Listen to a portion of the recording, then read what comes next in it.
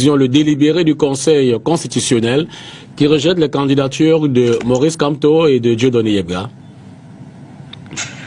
Allô? Oui, maître, vous êtes à l'antenne, hein? On vous entend parfaitement. D'accord. Est-ce que vous pouvez... C'est moi qui ne vous entendais pas très bien. Alors là, maintenant, vous m'entendez? Je vous entends. Votre première réaction après le délibéré de ce jour au Palais des Congrès, délibéré fait par le Conseil constitutionnel sur le dossier Manidem. Je dois dire que je suis habité par la déception. Je suis habité par la déception parce que, au regard du travail que nous avons abattu, des éléments que nous avons fournis, et surtout des larges pouvoirs d'investigation dont dispose le Conseil constitutionnel, on s'attendait à ce qu'une décision puisse être rendue. Mais on a le sentiment que la phase du Conseil constitutionnel, dans le cadre de cette élection,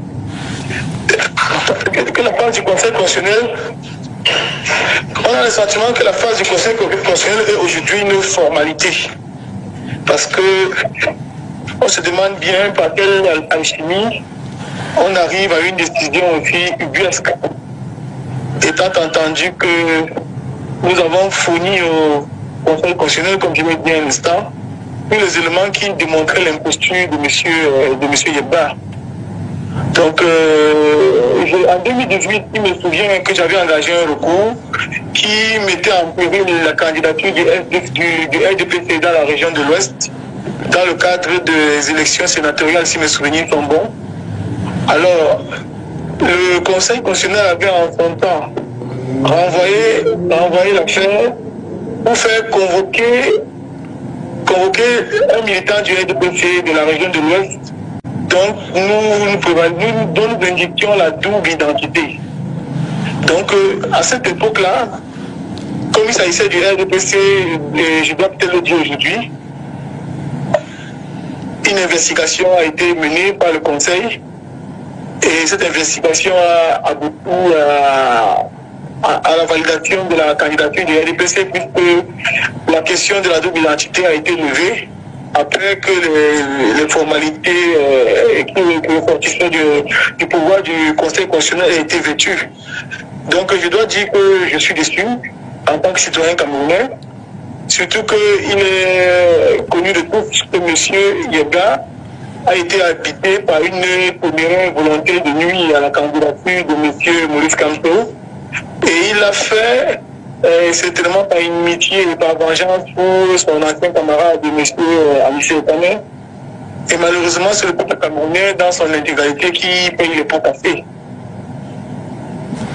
Alors, cela dit en quelques mots, quels sont les arguments sur lesquels vous vous êtes fondé pour votre plaidoirie? Il faut dire que nous avons il faut dire que M. Yebga et le RDPC nous ont tendu un piège. Ils ont tendu un piège parce qu'ils souhaitaient que nous puissions entrer de plein pied dans la question du fonctionnement du Manidem. Alors, nous avons très vite perçu l'affaire parce que le Conseil constitutionnel, de manière générale, se déclare incompétent pour parler des questions internes au fonctionnement des partis politiques. Alors, nous avons clairement indiqué au Conseil constitutionnel qu'il n'y avait pas de double investiture parce que on avait affaire à un tiers au Manidem. Donc, nous avons appelé à démontrer qu'il n'était pas militant du Manidem et ceci était prouvé par les documents. Le 2 juin 2018, le Manidem a tenu un congrès et au terme du congrès dont il s'agit, de manière à tenir un congrès, et au terme du congrès dont il s'agit, monsieur Yebga, Dieudonné et 3 autres militants du Manidem ont été exclus de la dite formation politique. La dite décision a été déchargée au cabinet du ministre et même au bureau du courrier en date du 6 juin. Le ministre a donné acte au Manidem en prenant une décision le 2 août 2018. Et au-delà de cette décision qui a été prise, Il y a également une autre qu'il prendra dans un temps qu'il a pris auparavant, dans laquelle il indiquait que 3 formations politiques étaient dirigées. Donc, je vais citer le CPP par M. Chitafon, l'UPC par M. Babapo et le Manidem par M. Anissé Ekane. Toutes ces décisions n'ont jamais été attaquées par M. Yebla et qui avait un délai de 3 mois pour pouvoir les attaquer. Au regard de la législation en vigueur, notamment l'article 17 de la loi numéro 2020-022, il ne l'a pas fait. Et de plus fort, en 2020, c'est M. Ekane qui a validé, qui a investi les différents candidats aux élections législatives municipales. C'est M. Ekane l'a fait. Et pas seulement ça, il faut également savoir que il est le seul interlocuteur de l'EPAM. Depuis 2018, c'est M. Ekane qui, jusqu'à la date d'avril et juin 2025, recevait de manière régulière des courriers de l'EPAM qui établissaient qu'il était le seul interlocuteur de l'EPAM. Et donc, il y a un autre argument masculin que nous avons fait valoir, c'était celui de savoir la personne qui reçoit les subventions qui sont allouées aux partis politiques. Et en l'occurrence, la personne qui reçoit les subventions au Manidem. Alors, on a dit, que bien établi que les subventions en question sont reçues par M. Ekane et que s'il y avait des doutes, le conseil pouvait faire des investigations pour pouvoir en avoir le cœur net. Et les documents que M. Yebla a produits, il a produit un document de 2017 avec lequel il peut avoir inscrit M. Anissé Ekane, ce qui est un document qui n'a pas de valeur. Il faut voir tout le PC de documents postérieurs aux 10 documents. C'est-à-dire que les documents de 2018, 2020, 2025 qui demandent que ceux-ci ont prégnance sur les documents de 2017 dont il se prévaut. Donc il y avait, comme je l'ai dit, une téméraire volonté de nuit. Et il n'y avait aucun élément de l'autre côté qui pouvait justifier à ce que la décision qui a été rendue soit rendue. J'ai le sentiment qu'il s'agit d'une décision purement politique. D'accord. Alors cela dit, pour la suite, on va peut-être sortir par là. Anissé Ekane a-t-il l'intention de retourner au tribunal, donc faire valoir son droit de président du Manidem?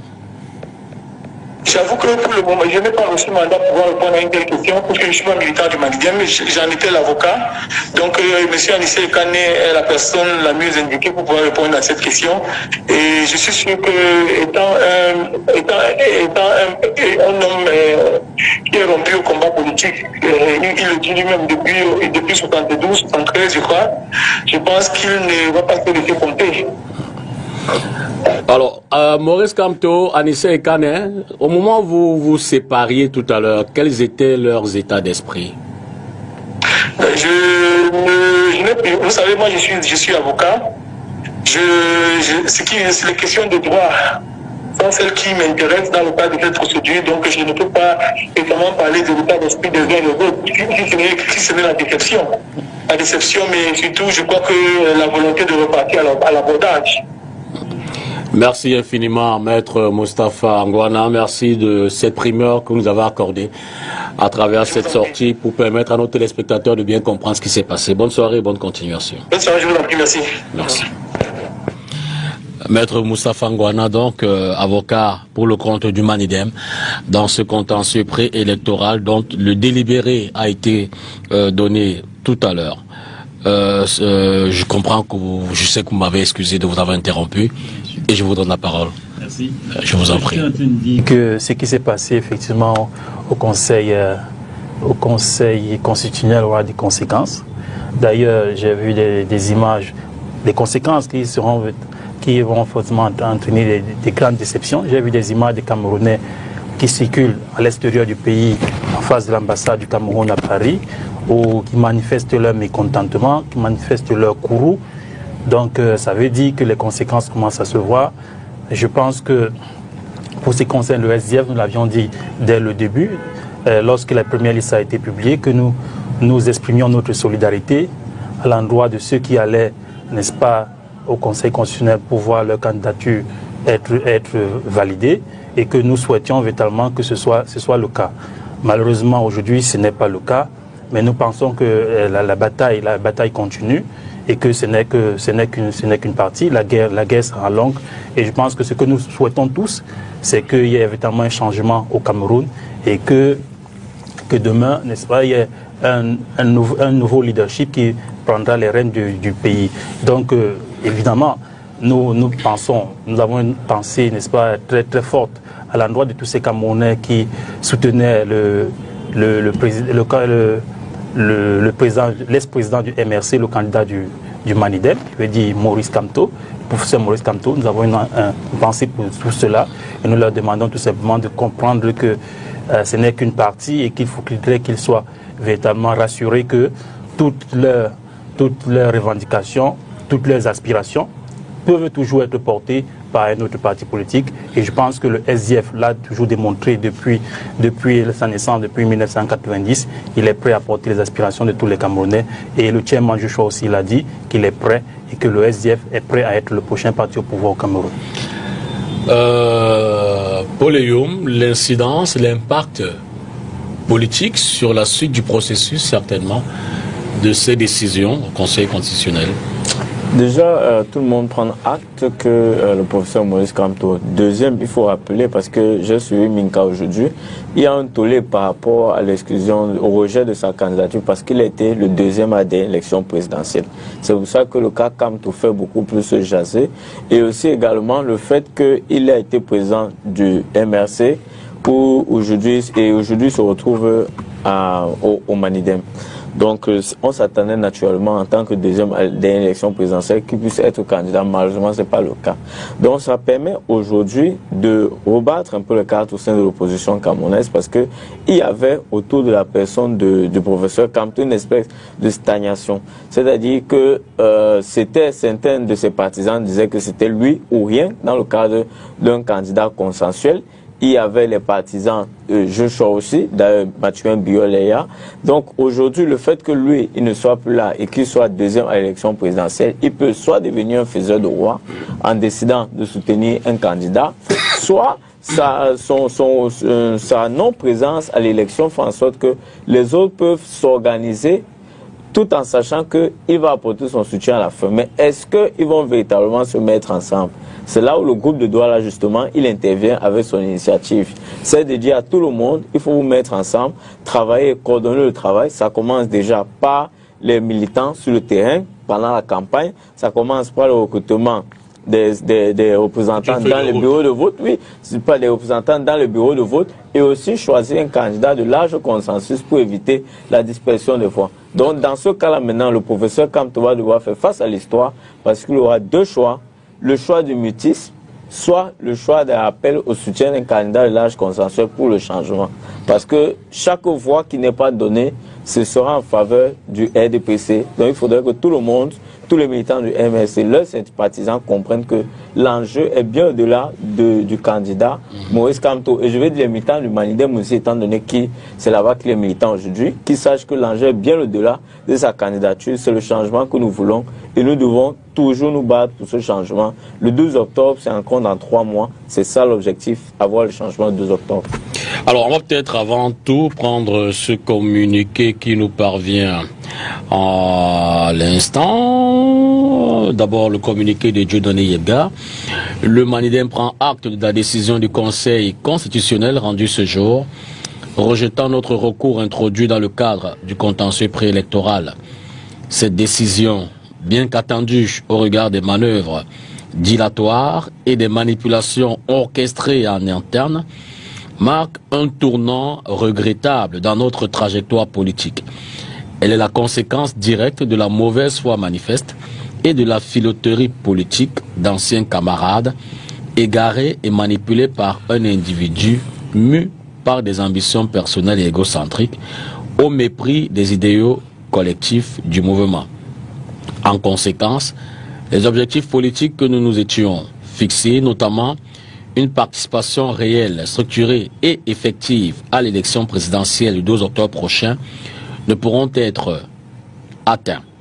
Le Manidem regrette profondément cette situation, non pour ce qu'elle représente en termes de positionnement électoral, mais pour la trahison des espoirs placés en notre projet par de nombreux compatriotes.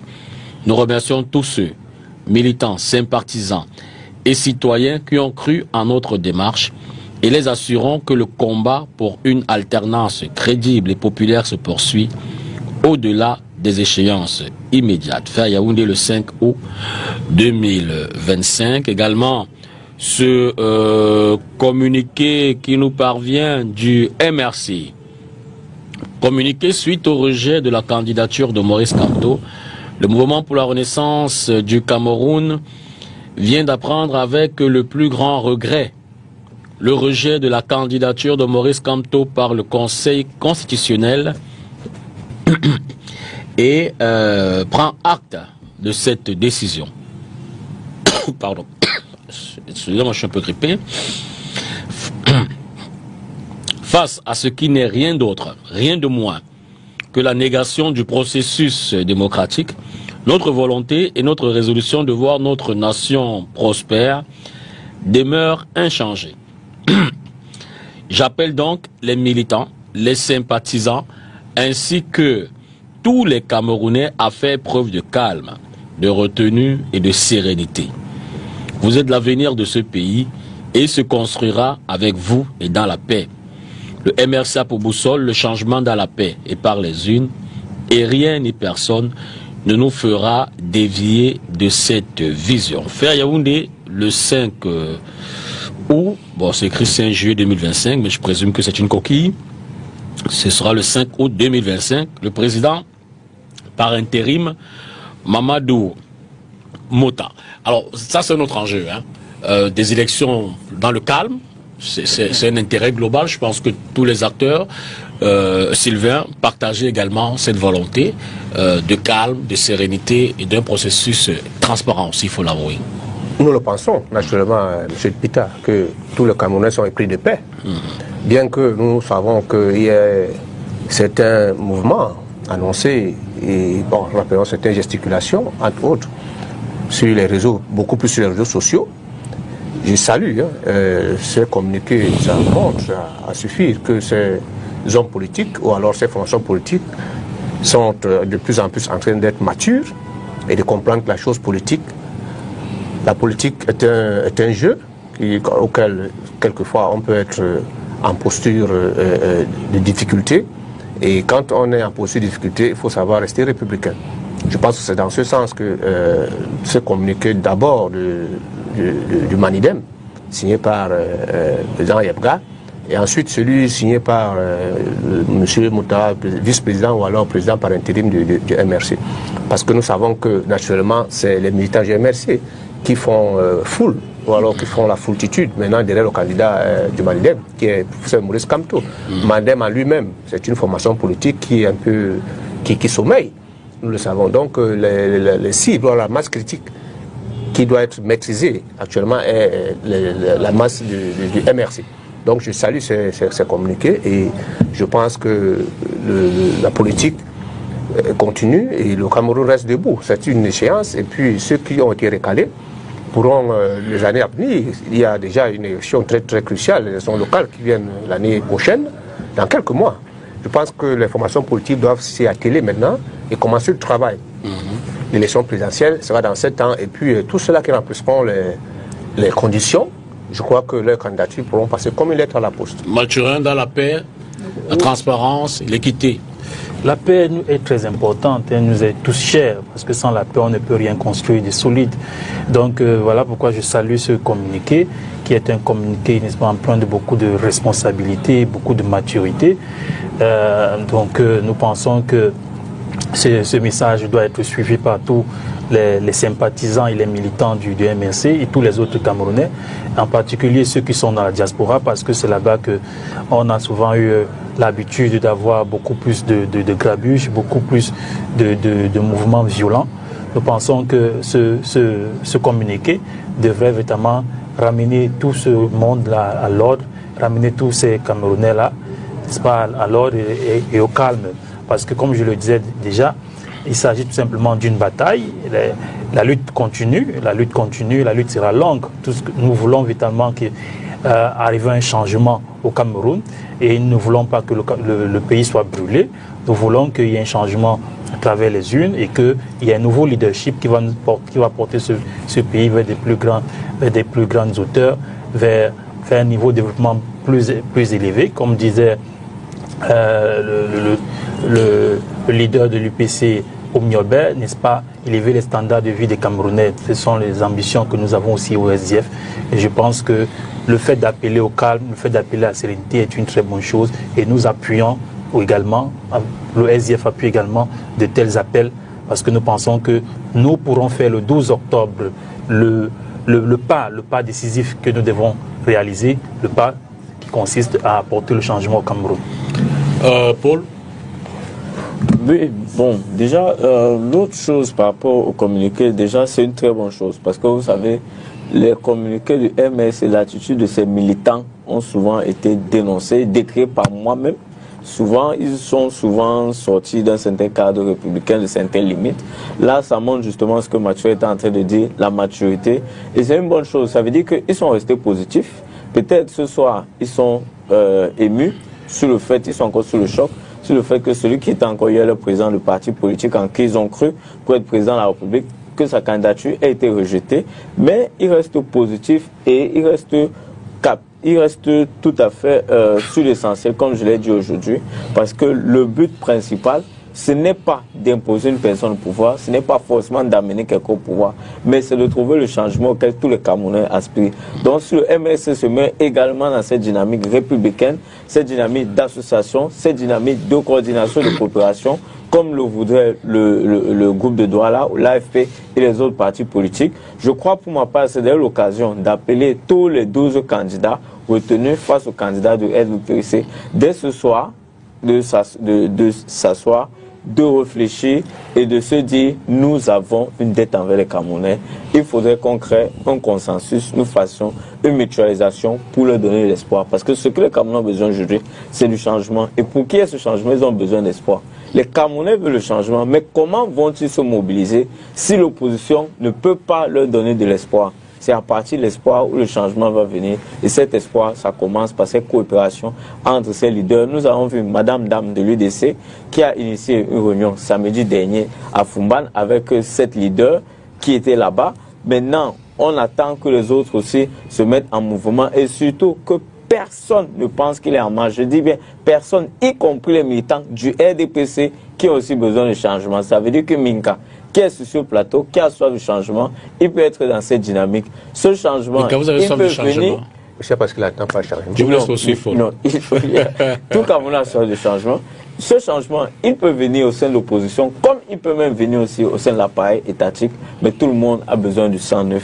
Nous avons besoin de renouveler les forces, les énergies. Le président Paul Biya, il a donné tout ce qu'il a pu au Cameroun. Il est maintenant temps que les Camerounais prennent en main leur destin, qu'on se mobilise tous pour qu'on ait un nouveau chef d'État à la tête du Cameroun au soir du 12. Vous avez le sentiment que cette décision peut avoir un impact sur la mobilisation des électeurs? Il a quelque chose qu'il veut dire là, mais je ne sais pas. Non, puisque vous savez vous-même que ceux qui ont été le grand vainqueur de l'élection présidentielle de 2018, c'était l'abstention. 3 millions de Camerounais ne sont pas sortis de chez eux le dimanche, le jour du scrutin.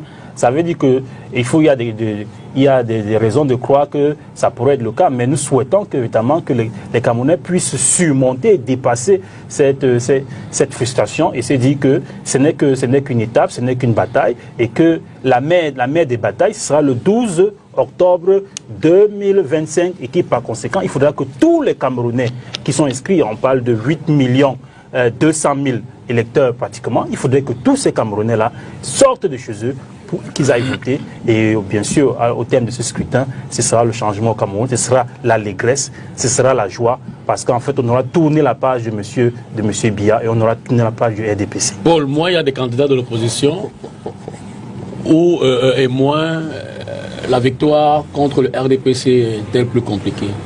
Non, il faut, si on est sérieux, honnêtement, si on est sérieux, il faut qu'il y ait le moins de candidatures possible. Déjà, en 2018, on avait 9 candidatures. À la veille du scrutin, le bâtonnier Akeoumuna s'est rangé derrière le professeur Kamto. Donc, on s'est retrouvé. Le lendemain matin, il y avait déjà une difficulté, c'est qu'il y avait le bulletin de vote d'Akeoumuna. Bien qu'il se soit retirer la candidature. Oui, c'est pour ça que, oui, tout à fait, c'est pour ça qu'il faut tout faire avant l'impression des bulletins de vote, que les jeux d'alliance, de consensus se fassent pour qu'on n'ait qu'un seul, ou disons du moins un candidat de large consensus. Moins il y a de candidats, plus l'opposition a des chances d'arriver au pouvoir. Parce qu'il y a le peuple du changement qui est là. C'est Camerounais qui aspirent au changement. Mais la majorité d'entre eux, je dirais même plus de 90%, ce sont des indécis. Et si j'ajoute encore les militants du Manidem et du MSC qui sont actuellement dispersés, ça fait plus de 95% qui sont indécis. Or, ces personnes-là ont besoin d'avoir des références. Ces références, plus il y a des candidats de l'opposition, plus les voix sont dispersées. Pour avoir donc le moins de voix dispersées, il y a des candidatures autour desquelles nous pouvons travailler, comme celle du ministre Bello Bouba Maïgari, qui est candidat de l'UNDP. Il faut que je le rappelle, l'UNDP est le deuxième parti politique au Cameroun après le RDPC, parce qu'ils ont un conseil régional, ils ont 7 députés. Un conseil régional? Oui, j'ai dit ils ont un conseil régional, bien sûr, ils dirigent un conseil régional. Le conseil régional d'Amara, c'est l'UNDP. Ils ont 7 députés, ils ont de nombreuses mairies, ils ont des centaines de conseillers municipaux, ils ont même des membres du gouvernement, dont le candidat Bello, c'est quelqu'un qui a de l'expérience, autour de qui on peut former ce consensus. Vous avez le bâtonnier Akere Mouna, qui est un candidat assez crédible, qui également a été un des grands acteurs de la dernière élection présidentielle. Vous avez Cabral Libi, etc. Donc, il y a des profils, mais il faudrait qu'on amène les uns et les autres à laisser leur ego, à comprendre qu'au moment actuel, il s'agit du Cameroun. Vous avez vu le communiqué du MSC qui, malgré l'élimination de son ancien président, candidat du Manidem, c'est-à-dire au professeur Kamto, continue à dire on doit mener la bataille. Est-ce que c'est ceux-là qui sont candidats, est-ce qu'ils n'écoutent pas ce peuple camerounais-là qui leur dit mettez-vous ensemble? Parce que s'ils vont, comme Mathieu a dit ici, que le SDF va gagner, si on commence avec ce genre de discours dès à présent, on est déjà en train de construire la défaite du peuple. Parce que l'élection qui arrive, c'est l'élection du peuple camerounais. Ce n'est pas l'élection des candidats. Le rendez-vous entre un candidat et le peuple. Non, vous, Minka, je sais. C'est le rendez-vous entre un candidat sérieux et le peuple. Vous êtes libre de soutenir quelqu'un qui aux affaires depuis 65 ans, qui a 92 ans. C'est votre choix. Non, on veut le changement. Là, je n'ai pas un programme politique. Non, on va vous le dire comment vous allez comprendre ça. Personne n'a dit que c'est un programme politique. Je vous rappelle juste qu'il a 60 ans de haute administration. Nous sommes en train de dire ceci. Vous avez voulu le changement. Laissez ceux qui veulent le changement. Changement quoi d'âge? Non, on ne veut pas. Ce n'est pas un changement d'âge. Nous voulons un changement de paradigme, un changement de système. Le président Paul Biya, depuis 43 ans, c'est le même système. Et ce changement aujourd'hui, c'est le peuple du changement. Cameroun va devenir rectangulaire. Il est triangulaire. Vous l'avez transformé en rectangle. Monsieur Minka, je sais que vous êtes bon pour la distraction. Vous n'avez pas me distraire. Non, je ne suis pas en train de vous distraire. Je suis en train de dire ceci. Le peuple, l'élection du 12 octobre à venir, c'est l'élection du changement. Vous avez fait un développement tout à l'heure en misant sur, du moins en faisant un clin d'œil au président Bello Bouba de l'UNDP. Naturellement. Vous n'êtes pas souvenu que Bello Bouba a presque toujours été un allié du RDPC. Même si, et d'ailleurs, au départ de l'élection, du moins en 92, ça a déjà été le cas, il était avec l'opposition, après il s'est retrouvé allié. Au fil du temps, il a des candidats pour les élections locales contre le RDPC, mais au moment de la présidentielle. Est-ce que vous ne pensez pas qu'à la dernière minute, du moins il ne s'est pas encore prononcé non plus. Voilà. Et on ne peut pas dire qu'il ne discute pas avec tout le monde, voilà, y compris le RDPC. Vous savez, pour nous, à l'AFP, nous avons toujours dit une chose, y compris même les partis qui sont au sein du gouvernement, comme le PADEC du ministre Momo, y compris même le RDPC, nous n'excluons personne. Il s'agit du Cameroun, ça veut dire quoi? Ça veut dire l'ensemble des personnes qui pensent, qu'elles soient du pouvoir, qu'elles soient des partis d'opposition, qui pensent que nous devons avoir une nouvelle manière de gouverner notre pays, nous devons remettre notre pays sur les rails. C'est cet ensemble de personnes qui sont concernées. Le ministre Bello Bouba, vous avez rappelé quelque chose de très important. Oui, c'est vrai. Il était dans l'opposition, il a fait l'alliance, il dit qu'il ressort. C'est pareil pour le cas du ministre Chiroma Bakary. Mais nous ne voulons pas faire de procès en sorcellerie, nous ne voulons pas faire de procès d'intention à qui que ce soit. Maintenant, c'est la maturité des acteurs politiques. Et celui qui va s'amuser, je dis bien celui qui va s'amuser à vouloir distraire le peuple, à dire le moment venu, à qui le peuple va accorder sa confiance, au moment venu d'aller passer les accords pour lesquels le peuple ne l'a pas mandaté, qu'il sache qu'il portera ce peuple sur la tête. Il faut que tout le monde le sache. Sous forme de menace, on menace pas. Non, ce n'est pas de la menace. Ils ne font que ça. Ce n'est pas de la menace. Finalement, qui est même le... On n'a pas dit qu'on va faire quelque chose à la personne. Qui est même le porte-parole de ce peuple? C'est terrible. J'ai dit que la personne va porter ce peuple. Je n'ai pas dit qu'on va faire quelque chose à la personne. J'ai dit il va On va prendre quelques messages. On va prendre quelques messages qui nous arrivent. J'aimerais saluer la clairvoyance de Paul Eyoum. Sur un de vos plateaux de cartes sur table, il avait demandé à M. Emmanuel Kounié ce que le MRC allait faire si la candidature du professeur Maurice Kamto n'était pas validée. Nous y sommes maintenant. Le temps lui a donné raison. Alors, le MRC, l'ancien parti, je le rappelle, de Maurice Kamto, appelle au calme, à la sérénité et à la poursuite du processus. Il ne faut pas faire de confusion. Tout à fait. We need all opposition on the table for teamwork. C'est un message qui nous vient de PK12. Bonsoir, cher Barnelli.